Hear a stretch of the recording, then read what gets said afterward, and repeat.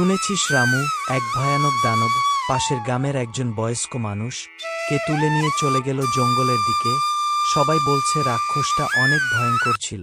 ভারতের এক প্রত্যন্ত গ্রামে বাস করত সরল ও শান্তিপ্রিয় কিছু মানুষ। গ্রামের নাম ছিল শ্যামপুর।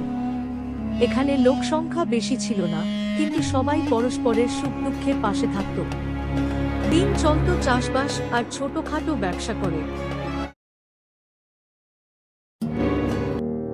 হঠাৎ একদিন গ্রামের এক যুবক নিখোঁজ হয়ে যায়।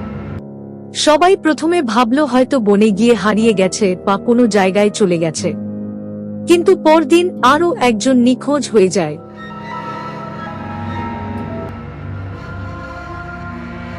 এরকম প্রতিদিন একজন করে মানুষ গায়েব হতে থাকে।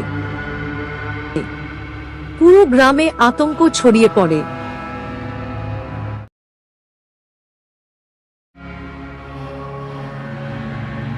একদিন গ্রামের মদন নামের একজন ছেলে বলল, এটা কোনো সাধারণ ব্যাপার নয়। আমি আমার ছোটবেলায় দাদার মুখে এক দৈত্যের গল্প শুনেছিলাম, যে বনে বাস করত এবং প্রতিদিন একজন মানুষ খেয়ে ফেলত। মনে হচ্ছে সেই দৈত্য আবার ফিরে এসেছে। গ্রামের মানুষ প্রথমে বিশ্বাস করেনি। ওই সব দৈত্য বলে কিছু হয় না, সব ফালতু কথা। ওই সব দৈত্য বলে কিছু হয় না, সব ফালতু কথা। হ্যাঁ হ্যাঁ, ঠিক বলেছ। কিন্তু নিখোঁজের সংখ্যা বাড়তে থাকায় তারা ভয় পেতে লাগল। তখন তারা সিদ্ধান্ত নেয় যে আজ থেকে প্রত্যেক রাতে গ্রামে একজন করে পাহারা দিবে। আজ থেকে প্রতিদিন একজন করে পাহারা দেবে, যাতে জানতে পারি কে সেই শয়তান যে গ্রামের লোকজনকে তুলে নিয়ে যাচ্ছে। জাগতে থাকো, জাগতে থাকো, সাবধানে থেকো। জাগতে থাকো, জাগতে থাকো, সাবধানে থেকো। একদিন রাত গভীর হলে গ্রামের কিছু যুবক গাছের আড়ালে লুকিয়ে দেখল বিশালদেহী এক দৈত্য এসে এক ঘর থেকে একজন মানুষকে ধরে নিয়ে বনের দিকে চলে যাচ্ছে। তার রং ছিল সবুজ, চোখ দুটি লালচে এবং মুখে বিশাল দাঁত। গ্রামবাসী নিশ্চিত হল এটা কোনো পশু নয়, এটা একটা দানব।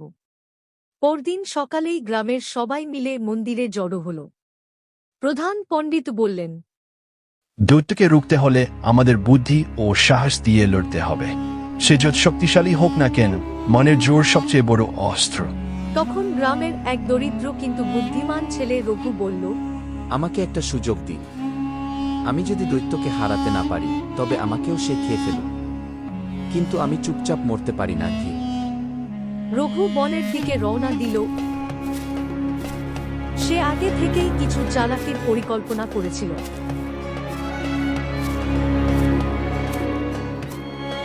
বনের মাঝখানে গিয়ে সে দৈত্যকে ডেকে বলল,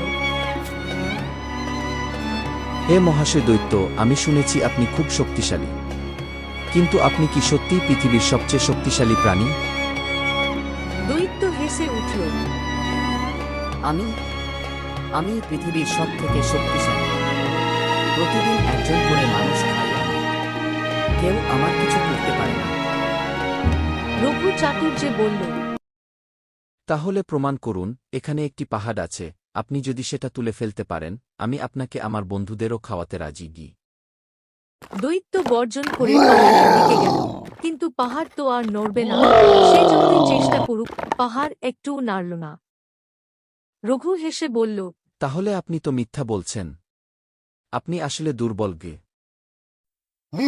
একথা শুনে দৈত্য রেগে আগুন। আমি আগে তোকে খাবো, তারপর অন্যদের। 1 মিনিট থামুন। আমি এমন এক খাবার জানি যা আপনি খেলে আর কখনো ক্ষুধা পাবেন না। আপনি যদি আমাকে খেয়ে ফেলেন, তাহলে তা জানবেন না গি।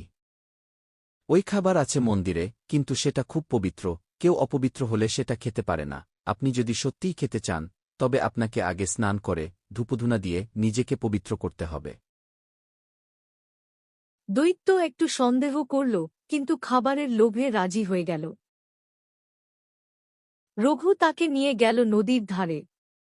সেখানে গ্রামের কিছু লোক আগে থেকেই প্রস্তুত ছিল। তারা সবাই মিলে দৈত্যকে জালের সাহায্যে ধরে ফেলল এবং বিশাল তারপর তারা গর্তের উপর পাথর ফেলে মাটি চাপা দিয়ে এক বিশাল পাথর বসিয়ে দিল আর সেখানে ছোট্ট একটা মন্দির বানিয়ে লিখে দিল, সততার জয়, অন্যায়ের পরাজয়। দৈত্য তো মারা গেল, কিন্তু রঘুর বুদ্ধি, সাহস আর গ্রামের একতায় সবাই আবার ভালোভাবে বাস করতে লাগলো। তারপর থেকে শ্যামপুরে কেউ আর নিখোঁজ হয়নি।